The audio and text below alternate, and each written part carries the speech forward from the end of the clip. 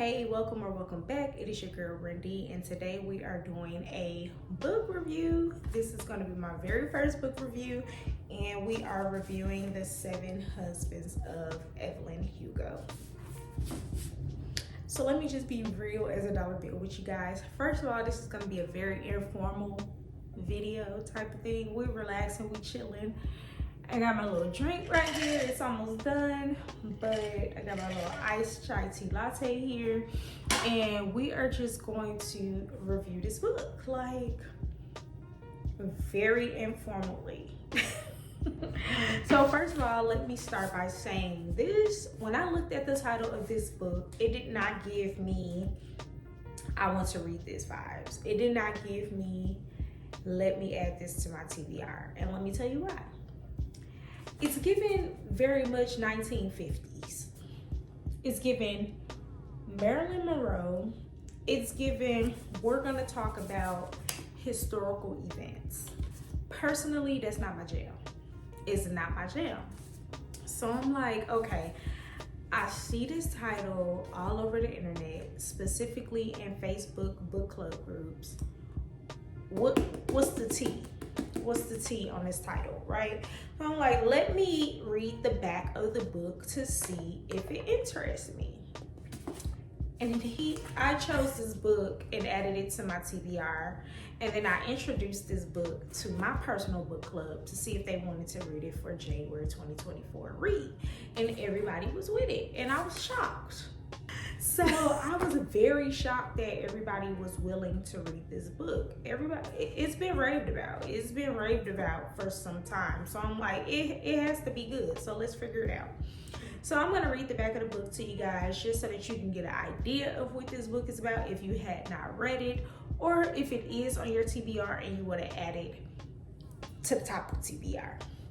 So it says, reclusive Hollywood icon Evelyn Hugo is finally ready to tell the truth about her glamorous and scandalous life. But when she chooses unknown magazine reporter Monique Grant to write her story, no one is more astounded than Monique herself. Determined to use this opportunity to jumpstart her career, Monique listens in fascination.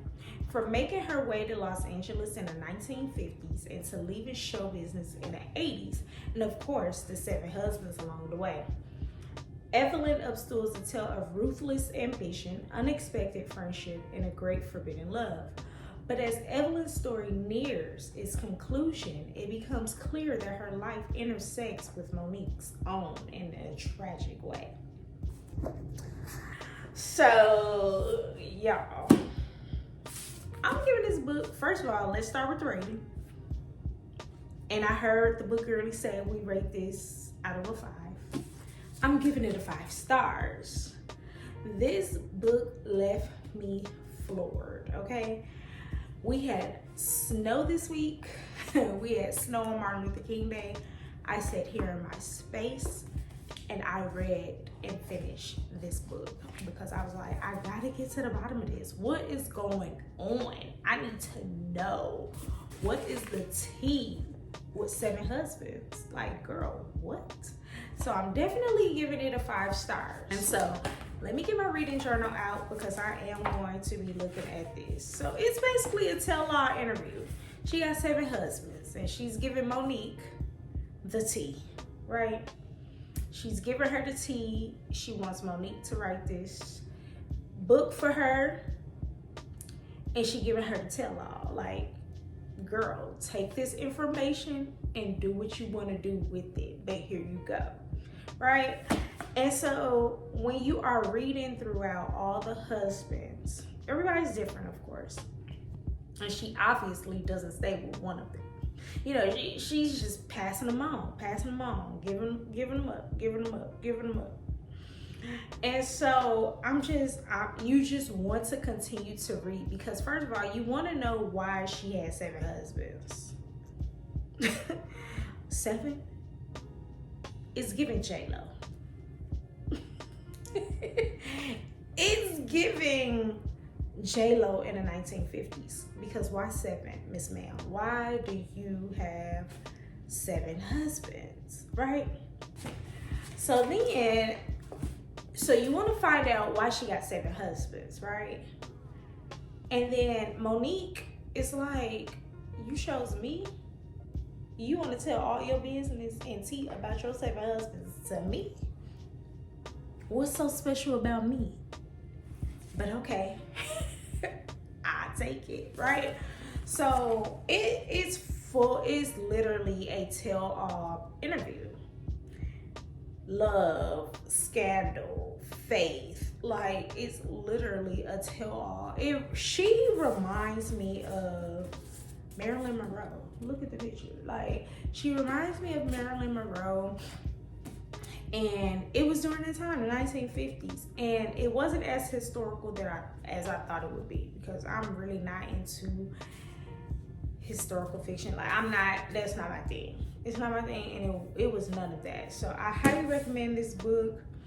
It's definitely a 5-star read for me. I did leave a review on my Goodreads because it was good. The ending had me floored. It just had me floored.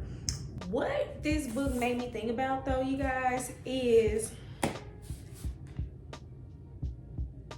celebrities that marry multiple people. Because, like, she was marrying a lot of people, right? And the reason why she was marrying these people were for all different reasons. But the way she marries these people makes me think if our current and modern celebrities in the movie industry, music industry, does the same thing.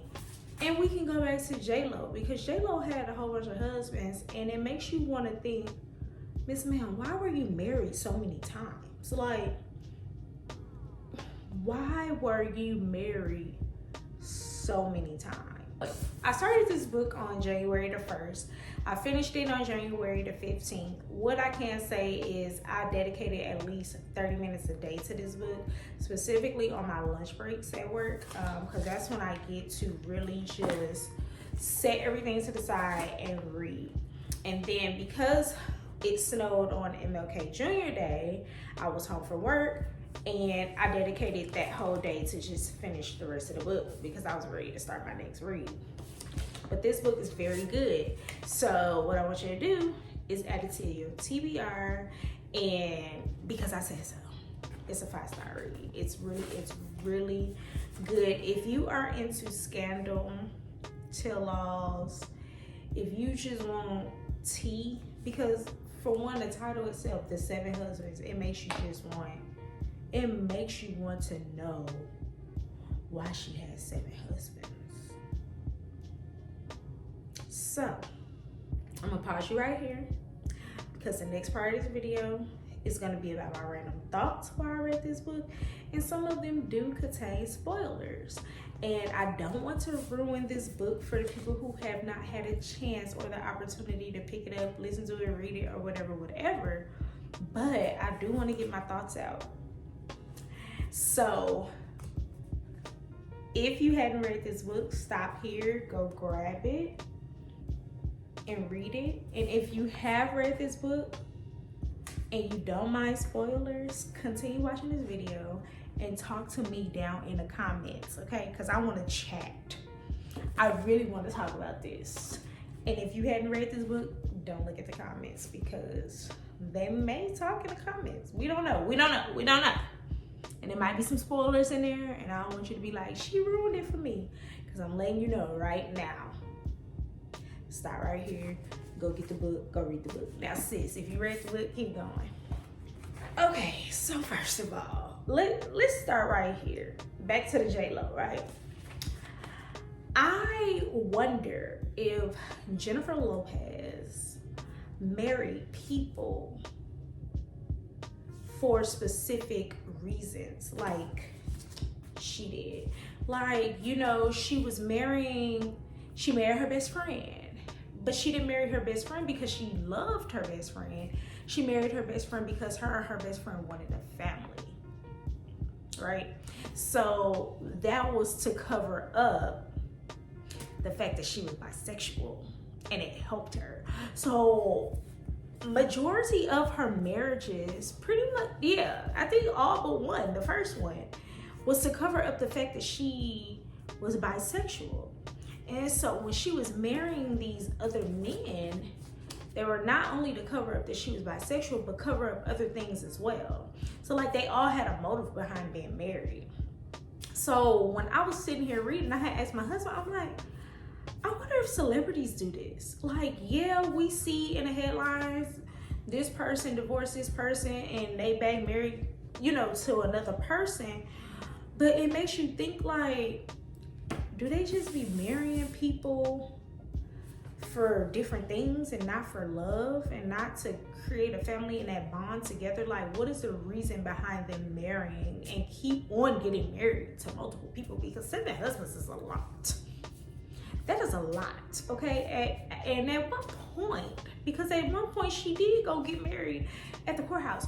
What point do you stop having weddings and stop inviting people and stop telling people you get married? Like, at what husband do you stop doing that? Because 7, that's a lot. That's just me. Y'all let me know. That's just me. So let's get to these random thoughts while I was reading.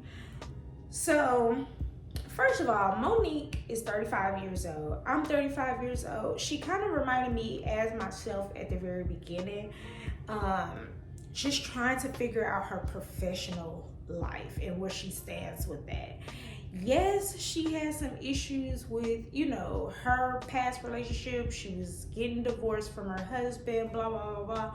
But professionally, she didn't really know where she was supposed to be. So there, it automatically pulled me in because I'm like, yes, girl, you 35, I'm 35. And though I know where I want to be in a broad aspect, specifically, I don't know where I want to place myself, you know, like. And so Monique reminded me of me, the age and all of that. That's the only part of her that reminded me of me. That's the only part. Let's talk about husbands. My favorite husband was Harry. I loved Harry as her husband because I felt like he was her true soulmate. I believe outside of her wife, he really loved her. Like, that's just how I believe. And then, did I write some notes? Because, child, I got notes all in my book. Did I write something about Harry? Because at one point I stopped. Let me see. I ain't writing nothing about him right there, child. But anyway, yeah, so yes, he was my favorite husband of them all. I just really felt like there was a genuine connection between the two. Another random thought I wrote was I felt bad about how Evelyn used her first husband as a way out. She definitely used that first guy as a way out, and he really liked her. And you know, in whatever industry, especially the music, the acting industry, people are really just out there to look out for themselves, and they just trying to get their foot in the door, and they gonna do it by any way it means possible. They don't care how they gonna do it. It's just, let me get my foot in the door. And yeah. And that's what she did. She was trying to get out of Hell's Kitchen. She was trying to get out that struggle she had with her dad, and you know, her and her mom struggled really hard, and she was just trying to find a way out, and she did. But she really hurt her first husband's feelings. What was his name? Ernie Diaz. Yes, because I wrote here, he was her way out of Hell's Kitchen, left him for Don, and she really hurted his feelings. And I just felt like that, like, I started feeling bad. Like, I was feeling really bad because I'm like, you used him. Like, I get it, sis, but you used him. And a lot of women do that today. Like, a lot of people do that today. And I get it, but it's kind of like, sis, you gotta find somebody who's just ugly or something next time. Like, but she got out, child. She definitely gives me Marilyn Monroe of her time. Like, she just gives that. Even on the book cover, whoever created this book cover, they did that. It's giving very much Marilyn Monroe. Another random thought that I put was during that time, like in the 1950s, it just had to be extremely hard to be gay, bisexual, you know, women liking women, men liking men. It had to be extremely hard during that time, because today in 2024, we accept it. People might still have their own personal beliefs and personal feelings about it, but ultimately I feel like as a community it's accepted today. But back then it was like, it wasn't. So her having to marry all of these men just to hide the fact that she liked women and that she really fell in love with a woman, it was so hard. And it was like, I understood why she was marrying all these men, to kind of cover up the fact that she was bisexual and she was very much in love. But like, I just feel bad. I just feel bad because during that time, I just know it was hard. Like, just based on reading it, I just know it was hard. Like, I'm talking death. People finna kill you, you know, start treating you just wrong and all of that, simply because of who you love. And I'm not against it. I'm not against you loving who you want to love. Like, if that's who you want to love, that's cool, right? That's you, that's them. If y'all love each other, do y'all thing. But it really made me think, like, based off how she just continued to get married with more people, just to cover up the fact that she was bisexual. It was a big deal. Like, I feel like Monique really gained balls throughout the whole interview process with Evelyn, because a lot of what she was learning about Evelyn, she was able to use for her personal gain, for her personal life, and what she was going through with her, was it her ex? Were they separated? I can't remember if they were officially divorced, but I know she had officially was like putting down the table, like, we done, right? So I like that she was able to really see things through Evelyn and help her make a decision that was ultimately hard for her to make at the very beginning. Because when you are in a relationship with somebody, you're used to being with them, you know, you're used to talking to them, you guys have a routine together. So to just up and be separated or divorced or whatever, and have to make it official, I can't even imagine how hard that is. But when you're able to speak to someone and get unbiased opinions, it really does help. Sort of like talking to a therapist, it really does help you make a sound decision for yourself. And even though Evelyn didn't know what Monique was going through, she really did help that girl out. Like, she really did. And I'm happy that she was able to use that interview process to kind of figure out what she needed to do in her own life with her own situation. So let's talk about least favorite husbands. Okay, let's talk about it. Don, where he at? Is Don for real? Is there really a Don? What I write about Don? Don Adler, abuser, cheater, divorced her and took her off of the company he was working for. But he did allow her to keep her money and half of his in the house. And then when he found out she liked women, it was just, but the abusing part and her having to hide it. One thing I don't tolerate is abuse. Like, you can overcome so much in your marriage. Like, you literally can overcome a lot. But abuse and cheating, deal breakers for me. As soon as you put your hands on me, bye. Like, are you crazy? You got to be crazy. And if you cheat on me, yeah, that's an automatic no. I cannot come back from that. So many other things that can happen in your relationship, but cheating and hitting on me, though, bye. Okay, he was terrible. And he was just an abuser altogether. It wasn't just him abusing her. Because who did he marry, that lady? What's her name? Ruby. Because when he married Ruby, she thought she was winning. She thought she was winning. But girl, And you knew he was hitting that girl. You knew he was hitting Evelyn. And you thought it was going to be different with you? Make it make sense. Once a cheater, always a cheater. Once an abuser, always abuser. That's how I feel. I don't know about y'all, but once you cheat on somebody, I automatically think you're a cheater, period. Ain't nothing you can do or say to me that will make me feel otherwise. Once you hit somebody, yeah, abuser.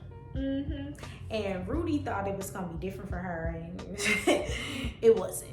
Okay, girl, it wasn't. You got my sloppy seconds, and Evelyn felt bad for her. She did, but she had to let that pass on by, because that's what you get, sis. That's exactly what you get. Okay? And like I said, I don't feel bad for her at all. And Don, he's a stupid bastard. I don't care about him either. And that's what he get to towards the end. Getting all thin, losing weight, unhealthy.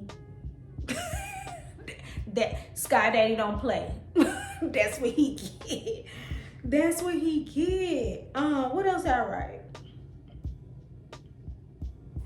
Cause we gonna talk about the end, but let me get my other thoughts out first, cause I got some sticky notes in here and stuff. I was just writing as I go. And you know what behooved me was Dom was like, yeah, we finna get this divorce, but you can't talk about nothing that happened in our relationship after this. And that's the sad part. Like, she really couldn't speak out about abuse because she would have lost everything if she did. And people, P. Diddy, people be thinking they slick when they be doing that. But see, one thing about Sky Daddy, he spins the block. He spins the block on his favorites. Don't ever forget that. So let's talk about husband number 3, Mick. She used him to get off the gossip column because y'all talking about me too much in these blogs. So we finna use husband number 3 to get me out the loop. I don't want to be in the socials.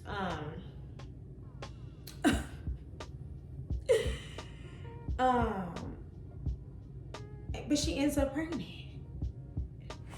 Like, my thing is, if you bisexual and all of this and all of that, and you running a life where you marrying multiple husbands, you don't have no room. You should be on birth control. You have no room to be getting pregnant, because it's likely you ain't even gonna be with that child's father, right?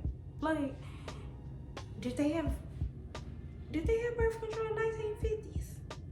Because she needed it.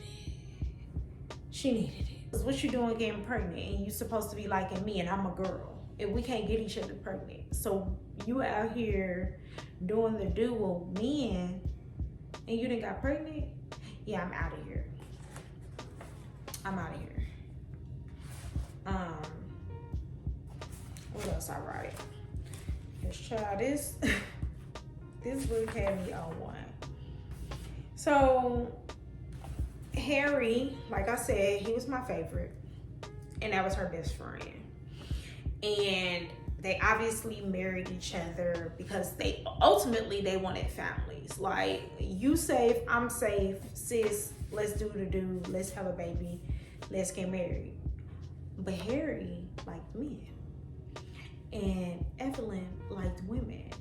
So not only were they there to create a family and, you know, create their family and be together, they were there to help each other. So that's another reason why he was my favorite, because with this husband, Evelyn was not hurting nobody. She was not hurting nobody but herself. She was not hurting anybody in the process of doing what she was doing. And her and Harry had this agreement, like, I love you, we best friends, let's do this together. You know I love men, and I can't tell people I love men, and you love women, and let's create a family and hide this shit together. And that's what they did. But he really loved and cared for her because that was his best friend. And ultimately, I feel like if they were not trying to hide that they liked who they liked, they could have worked. I feel like they genuinely loved each other and they just could have worked. And their whole family dynamic, how they created their own lifestyle, was amazing. I really loved it. Where Harry dies in a car accident, that right there, it broke my heart that he died in an accident. And then not only did he die in an accident, he was in a car with his lover and they both died. Like, it's so sad. I couldn't imagine literally pulling up to my friend's house or somebody's house that I know and to find them crashed into a tree and dead. Like, I got goosebumps when I read that part. It really and truly hurt my feelings. And Connor, that poor girl, she used that as, don't be mad at me when I say this. She used that as an excuse to wild out. And I work in a mental health, behavioral health facility capacity or whatever. And I do know a lot of things can trigger a lot of things. But what I also know is that Connor was acting a little teenagey towards her mama before this even happened. So I felt like due to that fact, she used her dad passing away to wow the F out. That's how I feel. How you feel on that? Let me know in the comments how you feel on that, because I feel like, yeah, your father is no longer here, but you was acting a little teenagey and transitioning into being a teenager before your dad passed away, and you was treating mom. You needed a whooping. You needed a whooping before your dad passed away. You really needed a whooping. But Harry passing away, it really crushed my heart. I was like, wow. Like, wow. And then her covering up the death, still saving her best friend even though he's passed away, and then helping a guy, what was the taxi driver, become famous off the strength of him being there and him holding a secret for her, because that was a secret that he really could have went and leaked that out to the little blogs and stuff, and they could have been in the blogs. Evelyn Hugo hiding to death,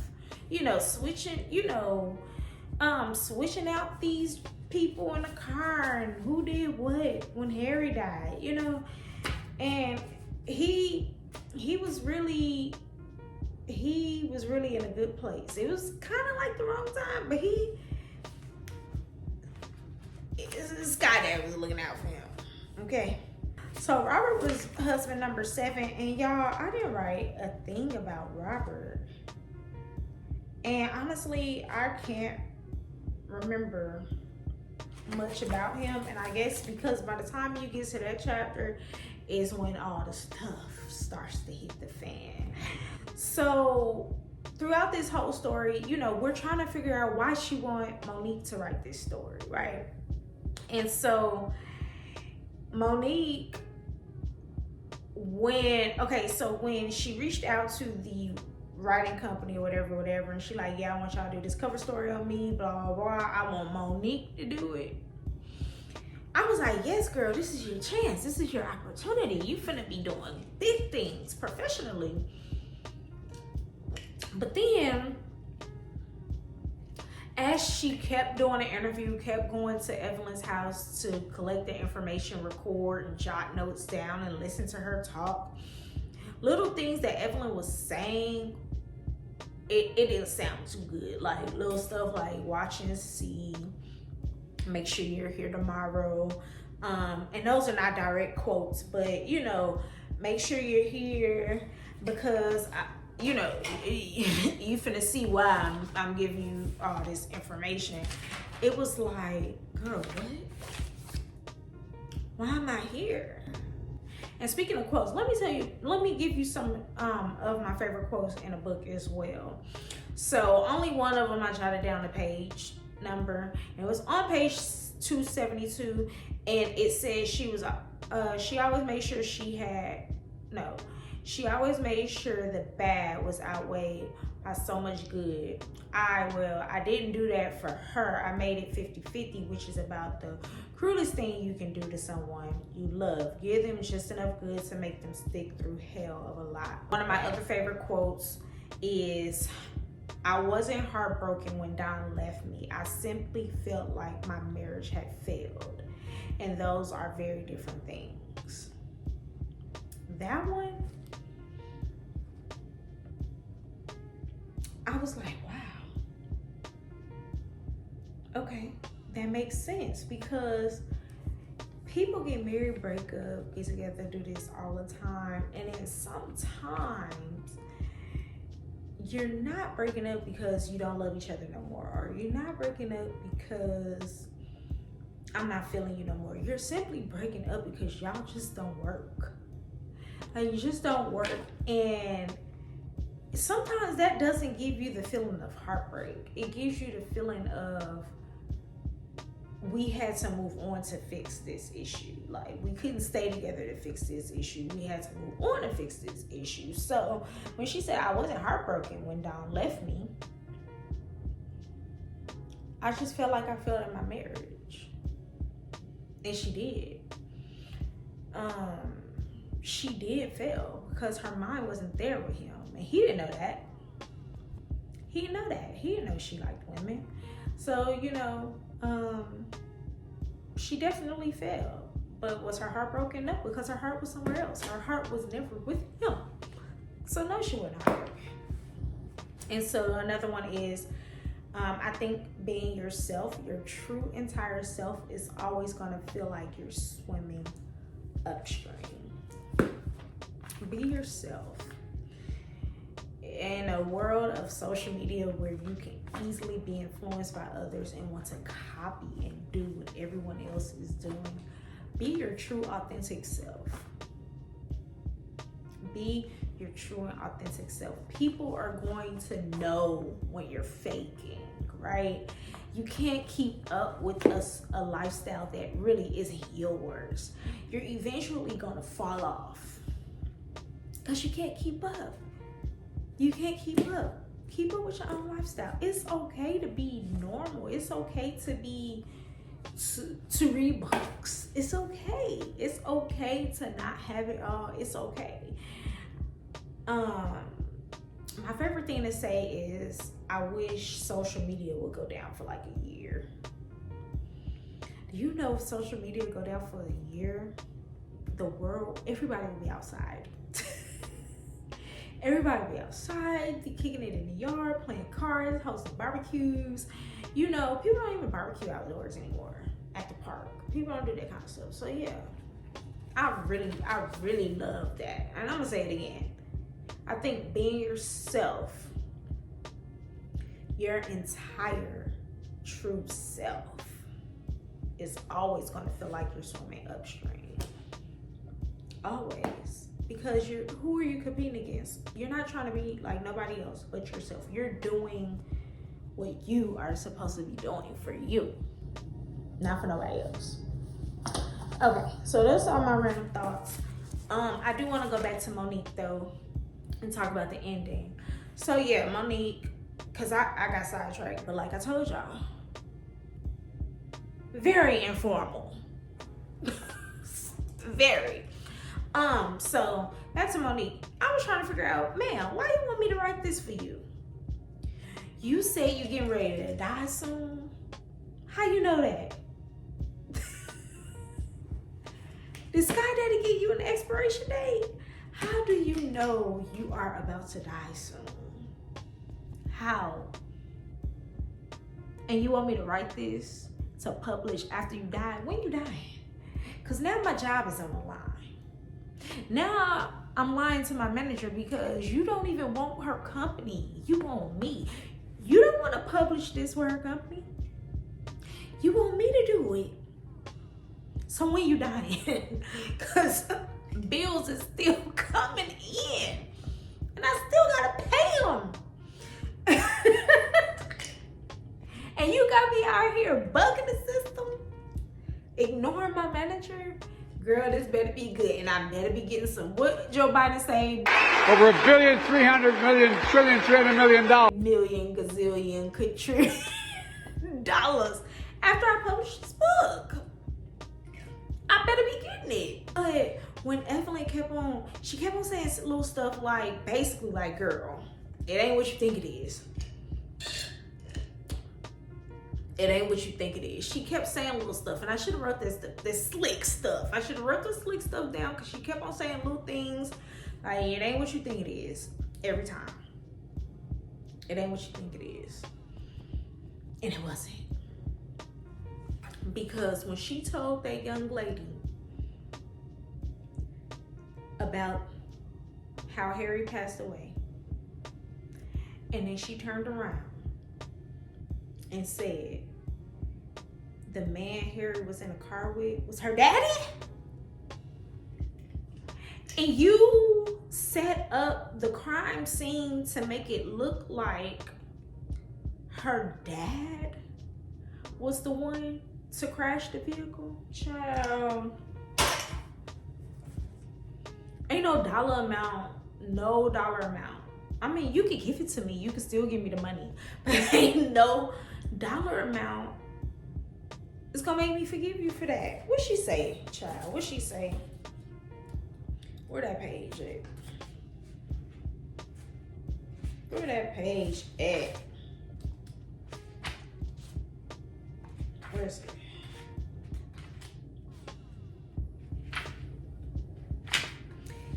Harry had fallen in love with a black man. This is chapter 64. Y'all know it's only one page. Harry had fallen in love with a black man. His name was James Grant. He died on February 26, 1989. What? What? Are you, girl? I set that boo down. I was floored. I said, no, she didn't. No, she didn't set this crime scene up to make it look like this man killed himself. And no, you don't got me up in here in your house all these weeks, all this time, collecting all this information for a tell-all. That you telling me that you killed my daddy? Basically.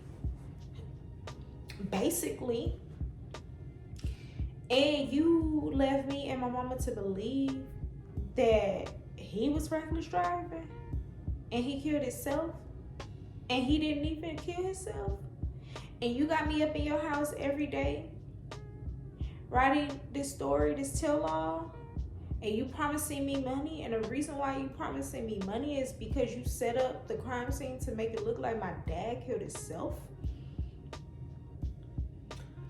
And at that very point, when she was talking about the cancer, her having cancer, and that's how she knew she was finna die, but you know, she was sickly, I didn't feel sorry for her. I'm not talking about I don't feel sorry for people with cancer. I didn't feel sorry for Evelyn. I didn't feel sorry for her. Then she overdosed on them pills. Girl. Like, I didn't feel sorry for her. I was happy that Monique got the opportunity to get promoted, write a tell-all, get billions and gazillions and trillions of dollars. But I was not happy at the reason why she got all of this. I wasn't happy about that. That's sad. It's very sad to sit and know that you are possibly about to become a millionaire off the simple fact that you found out how your daddy really died and why he's not in your life. That ain't sit well with me. And there's so many other bits and pieces. I don't want this video to be long, but there's so many other bits and pieces that I just truly want to talk about and deep dive into in this book. But that's what I got a book club for, right? So me and my book club, we're gonna meet virtually to talk about this book and just the other things that I do want to talk about that I didn't mention in this review. But you guys, I really love the book. Let me know if you love the book. Comment below how you felt about this book. respond to some of these spoilers I talked about. I'm giving this a 5-star. It's definitely that. Let me know what you rate this book as. For me, it was a 5-star. It kept me going.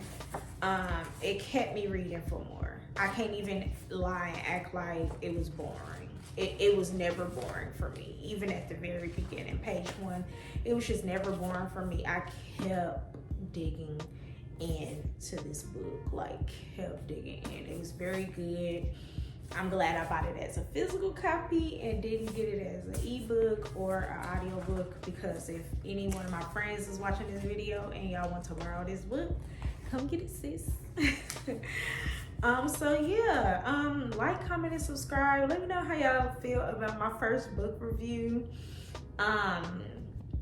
Let me know, because this is my first one. I'm really excited about it. I've been wanting to do this for a minute, so excited about my first book review. Make sure y'all get with me in these comments about this story, okay?